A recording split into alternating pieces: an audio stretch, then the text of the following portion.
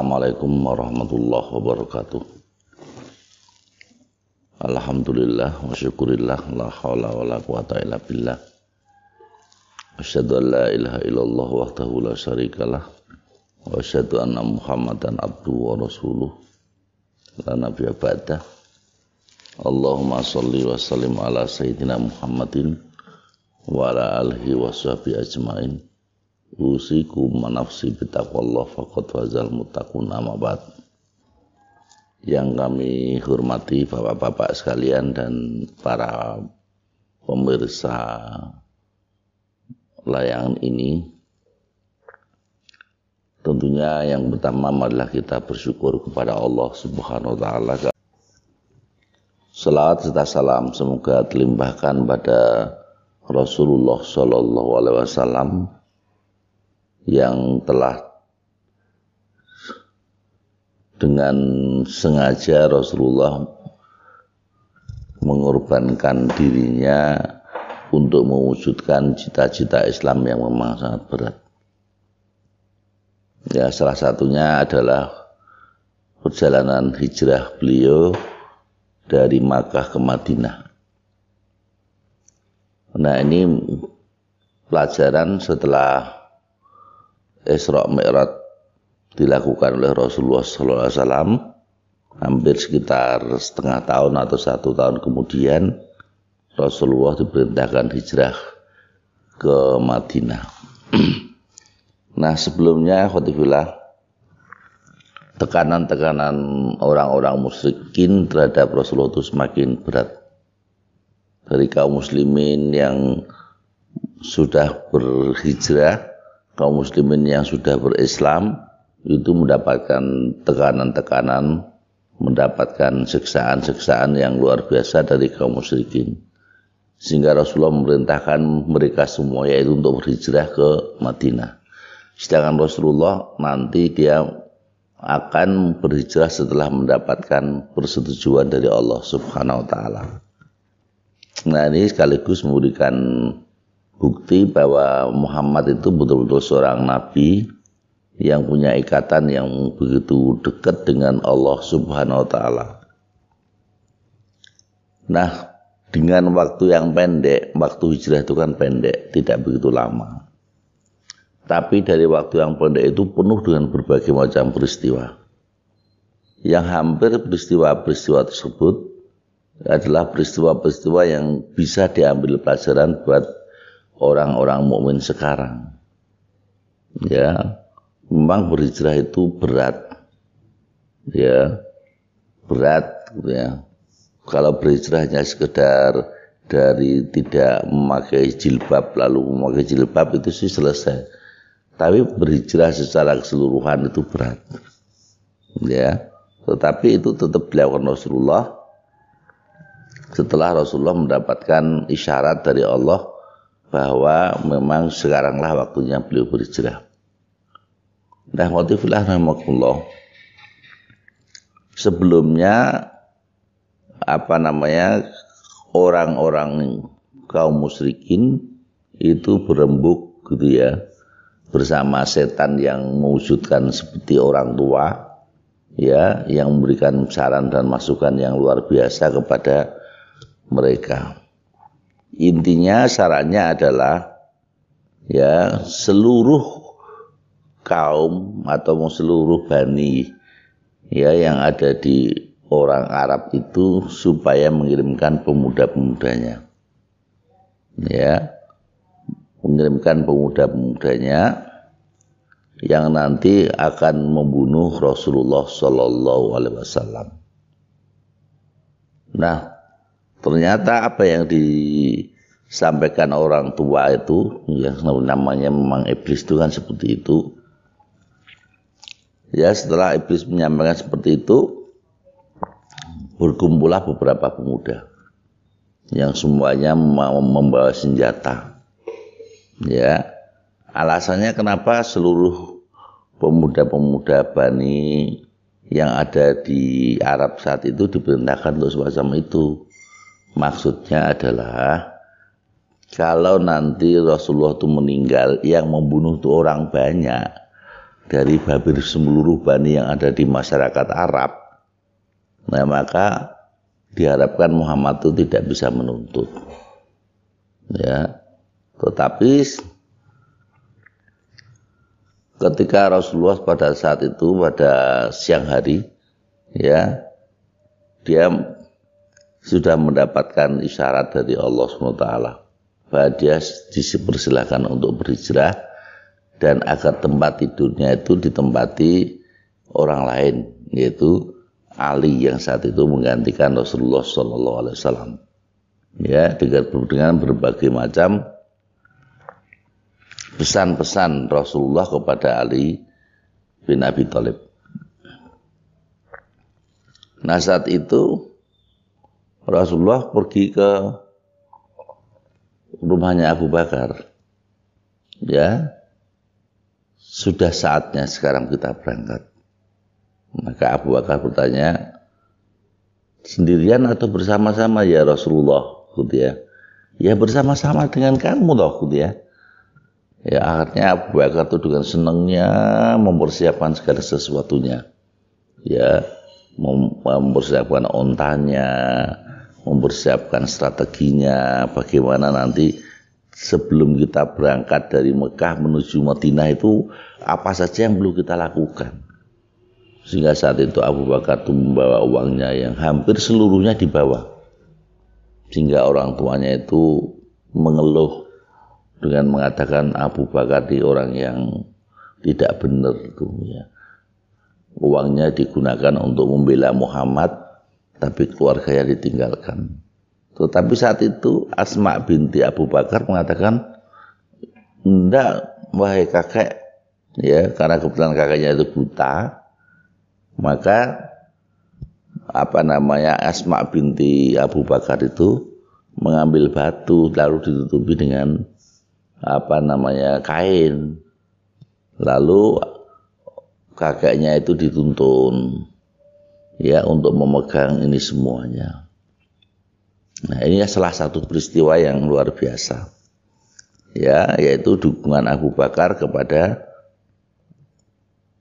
Rasulullah SAW. Dan dukungannya itu tidak dilakukan Abu Bakar sendiri. Hampir seluruh keluarganya itu terlibat. Ya, Asma yang saat itu tuh, ya, istrinya Zubair itu yang saat itu sedang hamil, diperintahkan selalu mengirim makanan. Padahal kita tahu Gua Thur itu, ya, ketika kita pernah melihat dari Mekah itu cukup tinggi. Tapi itu dilakukan dengan biasa juga oleh Asma. Terus dia memerintahkan juga anak Abu Bakar yang laki-laki agar dia itu selalu membawa berita, ya, membawa berita, dan juga kepada pengembala kambing, ya, agar kalau pas malam atau apa itu dia mendekati gua itu sambil memerah susunya untuk kepentingan Rasulullah dan Abu Bakar. Ya. Nah, sebelum sampai ke situ gitu ya, Rasulullah habis menyampaikan kepada Abu Bakar, maka Rasulullah balik lagi, ya. Malamnya itu dia bilang sama Ali bin Abi Thalib, kamu tidur di sini, ya. Ya. Nah, maka Rasulullah pergi meninggalkan rumahnya. Nah, saat itu rumah Rasulullah itu sudah dikepung oleh orang-orang pemuda-pemuda Arab saat itu. Ya, tapi dengan membaca bacaan apa yang dilakukan oleh Rasulullah SAW, maka orang-orang itu menjadi tertidur. Lalu Rasulullah mengambil pasir itu ditebarkan kepada mereka itu. Ya, karena tertidur mereka itu akhirnya. Yaitu kehendak Allah SWT itu. Tetapi antum bayangkan, ya, kalau ini terjadi pada antum dan ini belum tahu akhirnya loh kita tuh, ya. Maksudnya Rasulullah melakukan semua itu dengan berbagai macam ketegangan yang luar biasa, ya. Nah, ini saya tak cerita dulu yang terkait dengan pemuda-pemuda utusan orang kafir Quraisy itu. Setelah sampai siang gitu ya, iblis yang mewujudkan diri seperti orang tua begitu, lalu mendatangi mereka. Kamu jaga siapa? Gitu ya. Muhammad sudah pergi, gitu ya. Ya, buktinya ini loh, di dalam wajah kamu tuh dilempari pasir sama Muhammad. Yang tidur di dalam siapa? Ya, coba lihat aja, gitu ya. Ternyata Ali. Ya, yang saat itu tentunya masih muda dan agak masih kecil lah, gitu ya. Ya. Nah, ternyata setelah dia gagal mengepung Rasulullah, maka Syekh langsung berangkat mencari Rasulullah di penjuru kota Makkah saat itu. Ya, Rasulullah di sisi lain dengan Abu Bakar, ya, dia berpesan nanti kepada anak yang laki-laki, nanti kalau sudah 3 hari kamu berangkatlah ke Gua Sur, membawa onta ini bersama Abdullah bin Uraikid. Abdullah bin Uraikid ini sebetulnya agamanya juga belum menjadi muslim, tetapi dia orang yang kalau sudah mendapat bayaran ya dia diem begitu aja. Nah, itu yang sedangkan peristiwa berikutnya adalah ketika Rasulullah berada di Gua Sur. Gua Sur itu di sebelah selatan. Ya, dan Madinah itu sebelah utara. Ya. Maka Rasulullah itu berada di selatannya. Ya, waktu masuk gua dengan Abu Bakar radhiyallahu an, ya, maka Abu Bakar melihat ya Rasulullah, saya tak masuk dulu. Ya, barangkali ada binatang-binatang melata yang bisa dari lubang-lubang yang terbuka. Nah, karena itu dengan bajunya beliau Abu Bakar As-Siddiq, maka seluruh lubang-lubang yang memungkinkan itu dihuni oleh binatang-binatang melata itu ditutup oleh Abu Bakar. Ternyata masih ada satu yang belum ditutup. Nah, satu ditutup dengan kakinya oleh Abu Bakar. Nah, ternyata yang ditutup oleh Abu Bakar itu adalah betul-betul lubang dari binatang yang melata yang sangat beracun. Ya, maka saat itu Rasulullah Shallallahu Alaihi Wasallam ya tidur di atas pahanya Abu Bakar. Ya, tapi kok satu saat itu karena Abu Bakar itu tidak berteriak, dia hanya sekedar menahan sakitnya itu yang luar biasa sehingga beliau itu meneteskan air mata. Nah, air matanya itu jatuh di muka Rasulullah Shallallahu Alaihi Wasallam sehingga Rasul terbangun. Ya, sambil mengatakan, "Wahai Abu Bakar, kenapa engkau menangis?" Lalu Abu Bakar bercerita bahwa ada lubang yang belum tertutup ya Rasulullah, dan lubang itu saya tutup dengan kaki saya. Ya, dan ternyata betul memang lubang itu ada binatang melatanya, dan saya disengat oleh binatang melata tersebut. Lalu disembuhkan oleh Rasulullah saat itu, ya, dengan segala mukjizat yang dimilikinya, maka Abu Bakar sembuh. Ya, nah setelah Rasulullah berada di dalam, maka ada beberapa peristiwa yang luar biasa, yaitu merpati yang di saat itu menghuni di situ, dan laba-laba yang menutupi gua. Ya, semua atas kehendak Allah. Tetapi masih ada satu lubang sebetulnya. Ya, karena saat itu orang-orang kafir Quraisy itu mencari Rasulullah Shallallahu Alaihi Wasallam itu kemana-mana nggak ketemu, termasuk ke Gua Sur. Ya, maka kesanalah pasukan-pasukan orang Arab itu. Ya, maka Rasulullah itu Abu Bakar yang saat itu ya, takutnya luar biasa. Ini nanti kalau mereka itu melihat kakinya saja, ya dari lubang itu pasti akan melihat kita ya Rasulullah.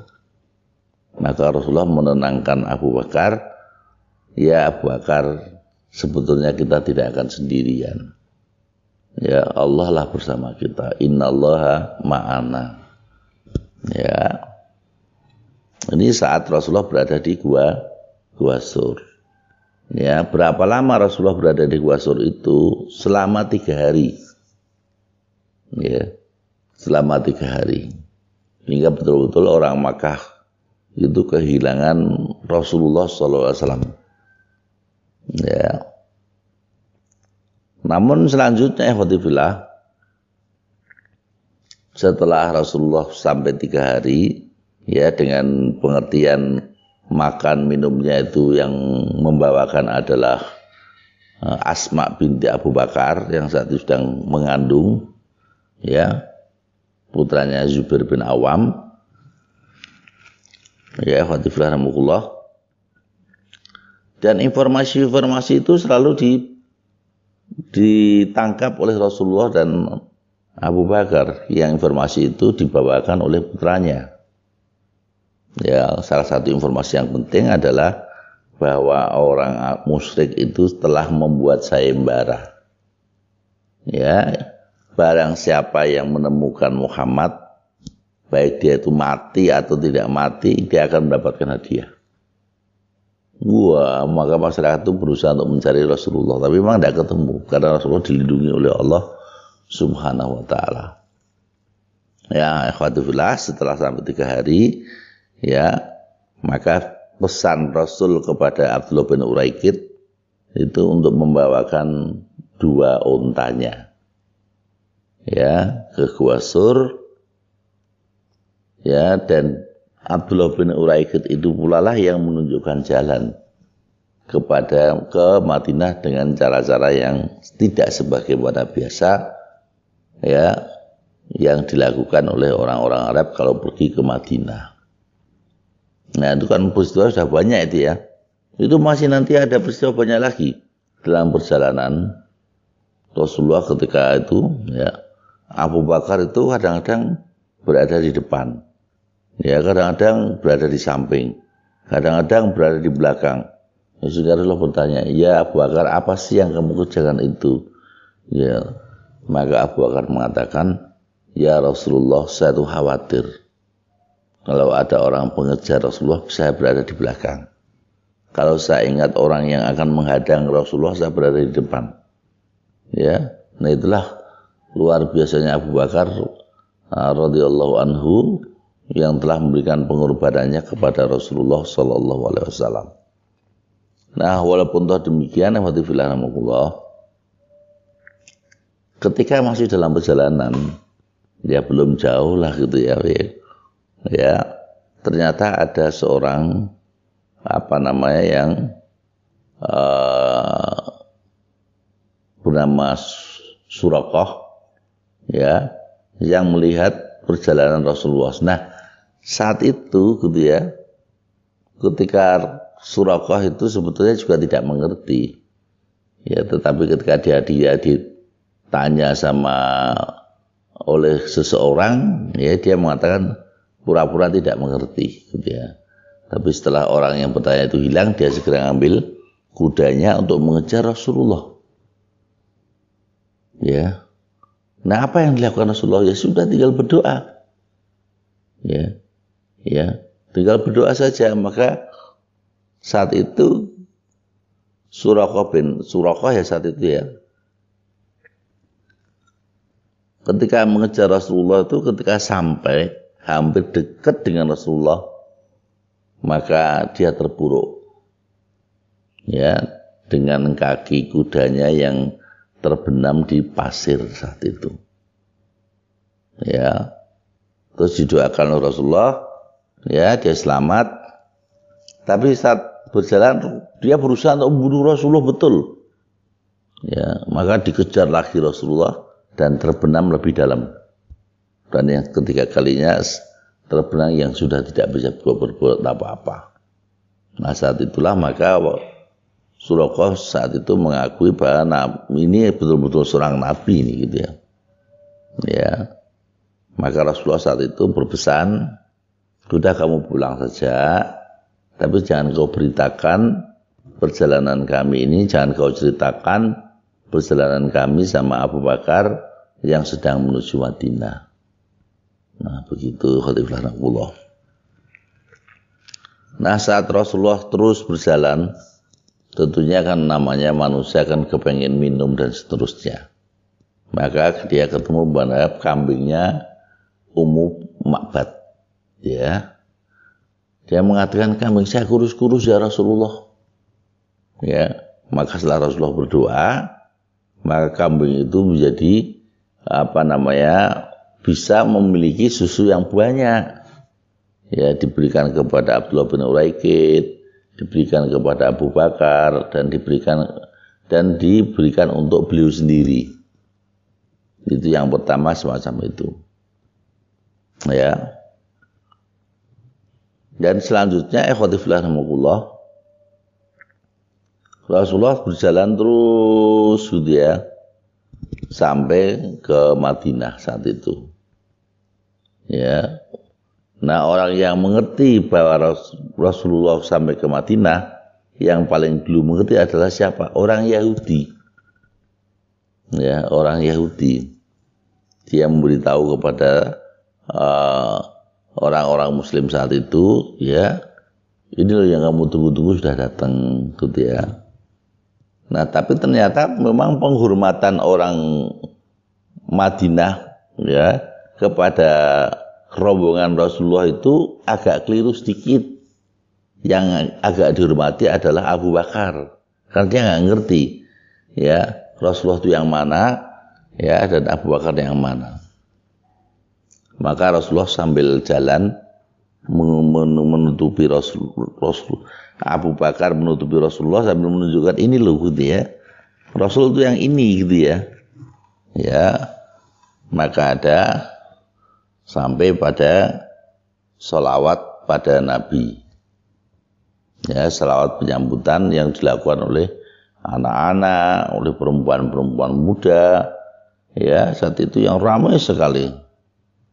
Ya. Nah, itulah perjalanan hijrah Rasulullah ya sampai ke sebagian ikhwatifillah peristiwa hijrah ini diabadikan oleh Allah dalam Al-Quran. Ya, mari coba kita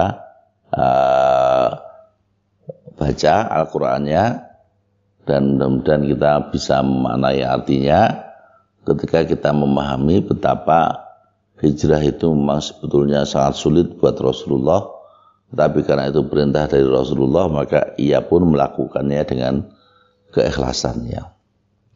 Ya.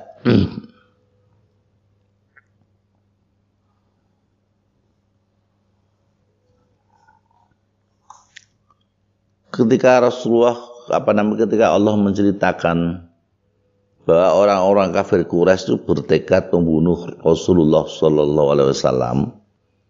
Hal ini ya diceritakan dalam surat Al-Anfal ayat 30 umpamanya. Wa'id yamkuru bikal ladzina kafaru liyuthbituka aw yaqtuluka aw yukhrijuka. Wa yamkuruna wa yamkurullah wallahu khairul makirin.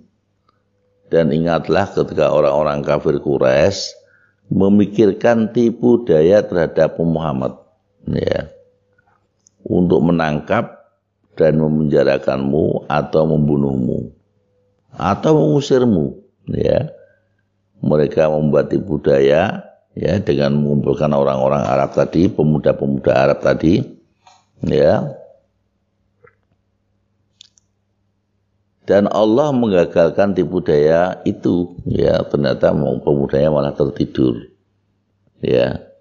Siapa yang membuat pemuda itu tertidur? Tentu buat kita sih jawabnya enak, itu tentunya adalah Allah. Apakah ada upaya-upaya dari Rasulullah?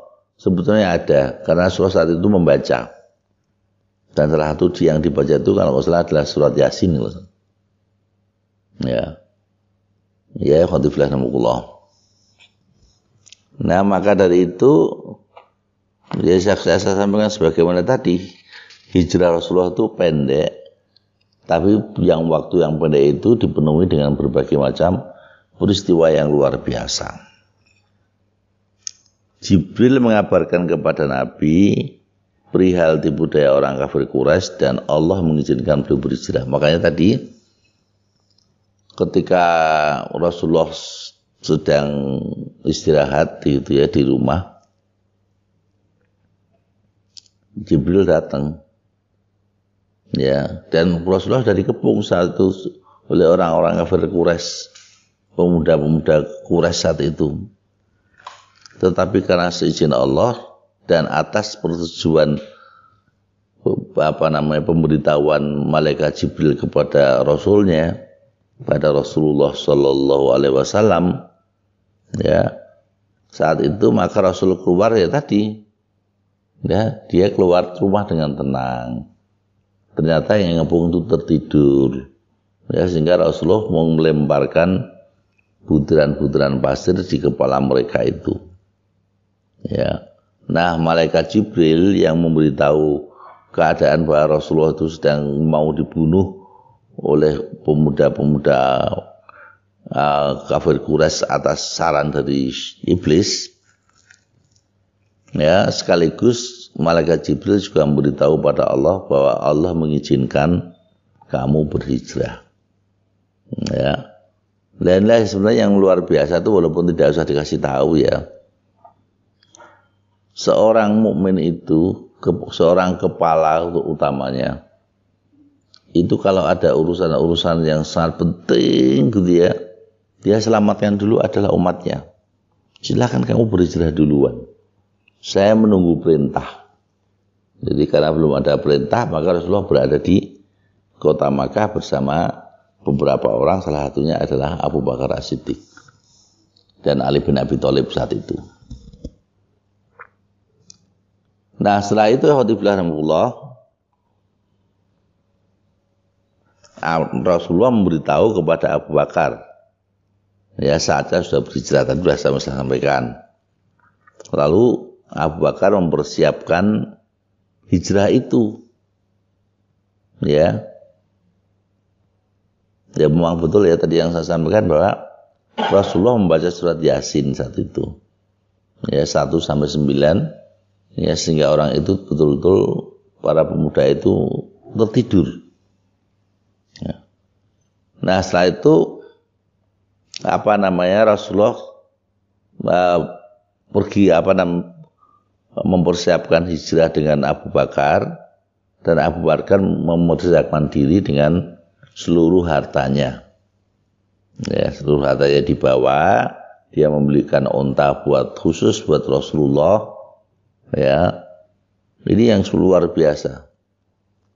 Dan yang paling penting lagi, Abu Bakar itu secara terbuka dia menggunakan seluruh anggota keluarganya itu untuk terlibat secara aktif dalam proses hijrahnya Rasulullah Shallallahu Alaihi Wasallam dari Makkah ke Madinah. Ya, tadi ya pergi menuju gua. Ya. Nah, kaum musyrikin memburu Rasulullah sampai ke gua tersebut. Tadi sudah saya sampaikan, sehingga dengan berbagai macam peristiwa tadi, Abu Bakar itu cemas, ya. Kalau andaikan dia itu melihat kakinya saja, gitu ya, maka Rasulullah itu kelihatan karena ada lubang yang matahari itu masuk, ya. Tapi itu ternyata tidak dilakukan oleh orang-orang kafir Quraisy. Nah, cara Allah melindungi Rasulnya itu seperti itu, salah satu diantaranya, ya. Maka Rasulullah juga memberikan upaya untuk menenangkan sahabatnya itu dengan mengatakan la tahzan innallaha ma'ana. Ya, janganlah kamu bersedih karena sebetulnya kita di sini tidak sendirian. Kita tuh didampingi oleh Allah. Bahwa kita ini akan berbuat baik, ya. Ya, dan seterusnya. Nah, setelah itu tadi ya kisah tentang Ummu Ma'bad dengan Rasulullah, yaitu dengan air susu kambing yang awalnya itu kambingnya kurus gitu ya. Tapi setelah Rasulullah berdoa, kambingnya itu tambah gemuk, susunya banyak gitu ya. Ya, dan ada peristiwa dengan Suraqah ya, saat itu yang sedang mengejar-ngejar Rasulullah Shallallahu Alaihi Wasallam, dan akhirnya Rasulullah itu Warqah itu ya menjadi celaka sampai 3 kali, sehingga sekitar 3 kali itu dia mengatakan kalau ini memang betul-betul seorang nabi ya.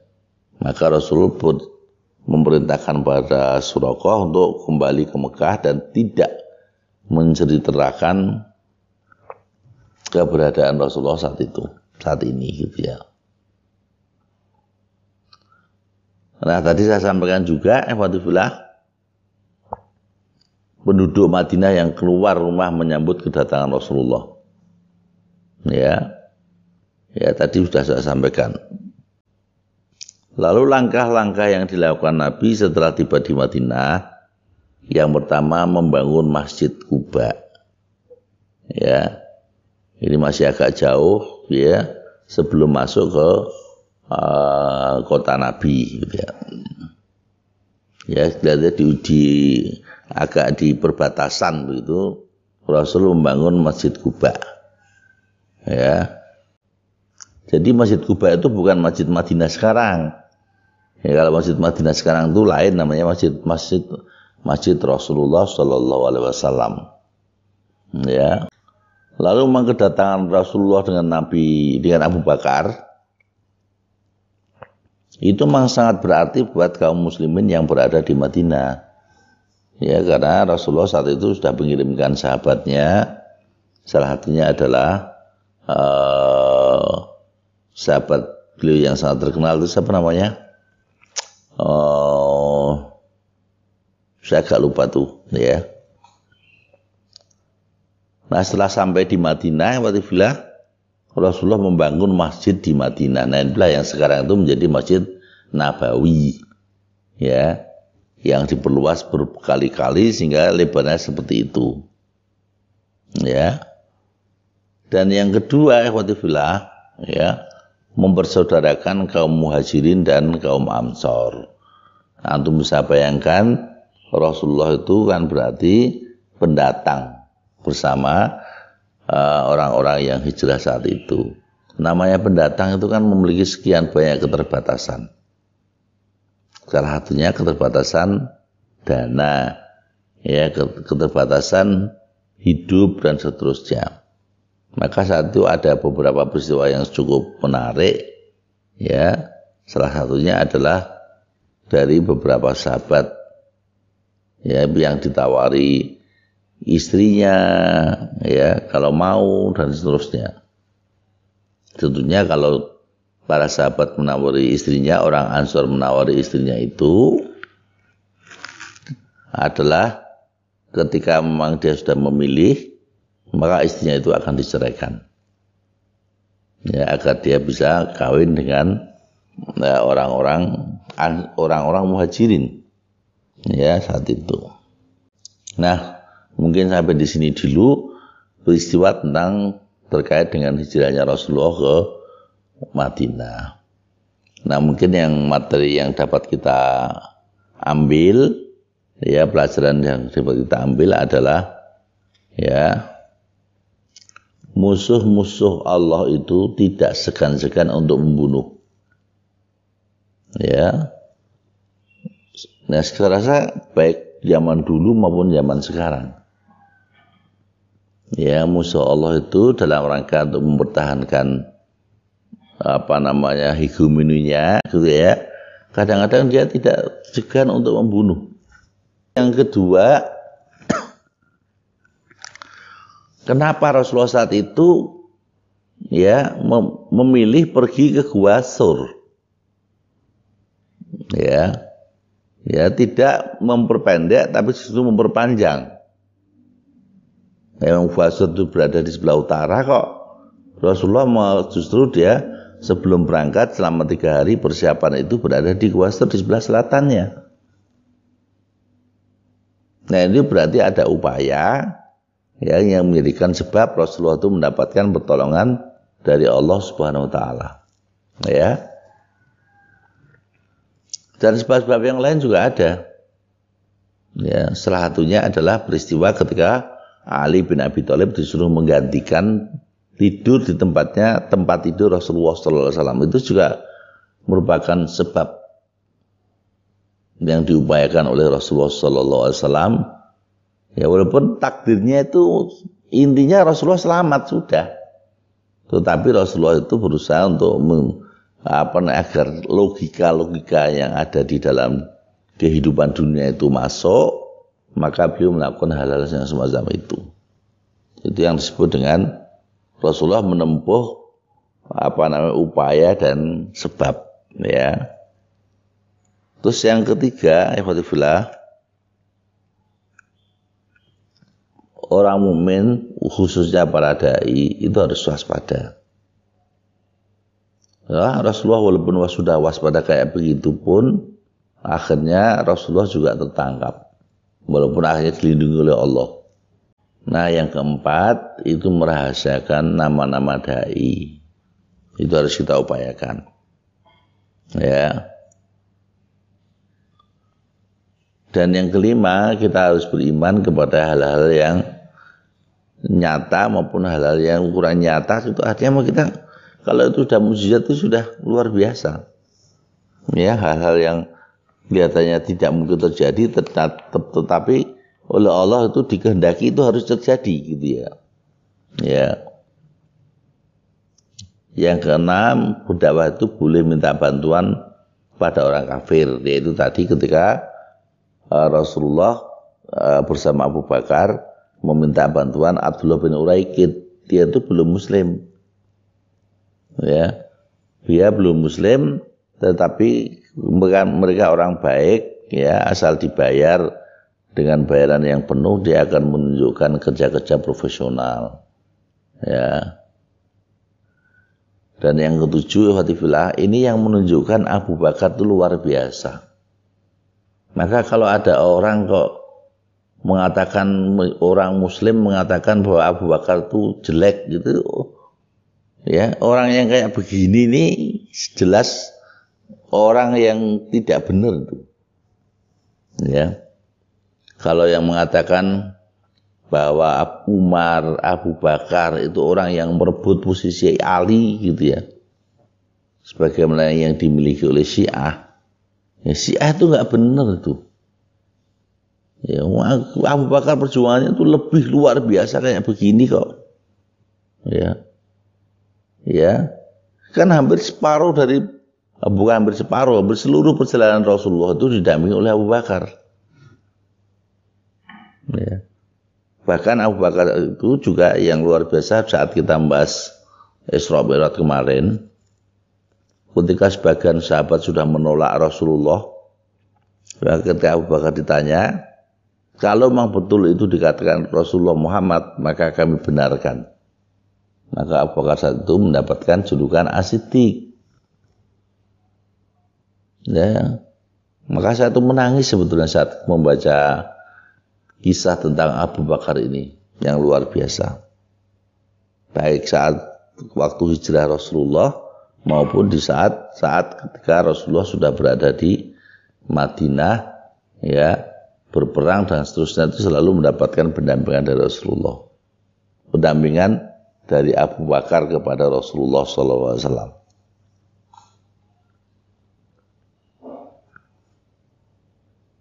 Dan yang kedelapan, alhamdulillah, ya, perhatian untuk membangun masjid itu sebagai tempat awal kita membangun komunitas masyarakat Muslim. Ya. Dan yang berikutnya adalah berusaha untuk menyatukan orang-orang pendatang dengan orang-orang yang didatangi, atau dalam istilahnya adalah orang-orang muhajirin dengan orang-orang ansor. Ya, kenapa disebut ansor? Ya, karena dia menolong orang-orang muhajirin. Ya, ikhwatifillah. Ya. Ya, inilah ikhwatifillah. Ya, yang dapat kami sampaikan pada kesempatan pagi ini.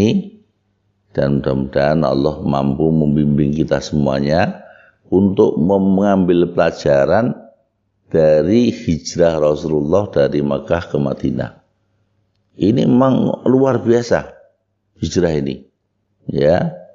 Karena memang ada sisi-sisi tertentu yang sebetulnya itu bisa kita ambil pelajaran. Ya. Ini salah satu di antaranya adalah yang sudah diceritakan banyak orang. Terus pelajaran contohnya orang hijrah itu harus ikhlas. Nah, itu kan ada kan orang yang hijrah Yaman itu karena mengikuti orang yang mau dinikahinya. Nah, dan seterusnya itu.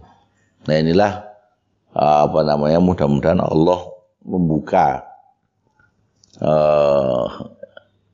dada kita, membuka ilmu kita, sehingga kita itu mampu menangkap intisari dari hijrah Rasulullah Sallallahu Alaihi Wasallam. Nah, makanya kita jangan membenci orang yang berhijrah, walaupun dia mengatakan hijrah itu, ya kadang-kadang tidak paham betul apa arti hijrah tersebut. Ya, tapi setidak-tidaknya semangat mereka itu, ya semangat untuk berhijrah itu. Ya. Nah, itulah Allah. Ya, beberapa ulasan yang terkait bahwa Rasulullah itu ketika hijrah itu juga bukan sesuatu yang menyenangkan, tapi sesuatu yang penuh dengan ujian yang luar biasa. Baik ujian itu diberikan kepada Rasulnya, Rasulullah Sallallahu Alaihi Wasallam, maupun kepada Abu Bakar. Ya. Baik waktu beliau berada di Gua Sur maupun dalam perjalanan. Nah, inilah yang luar biasa dari hijrah Rasulullah. Nah, kadang-kadang hijrah yang kayak begini ini tidak diceritakan kepada murid-murid sekolah. Ya. Yang mudah-mudahan Allah membimbing kita semuanya. Dan akhirnya mari kita akhiri pertemuan kita dengan doa kafatul majlis. Subhanakallahumma wa bihamdika asyhadu an la ilaha illa anta astaghfiruka wa atubu ilaik. Wassalamualaikum warahmatullahi wabarakatuh.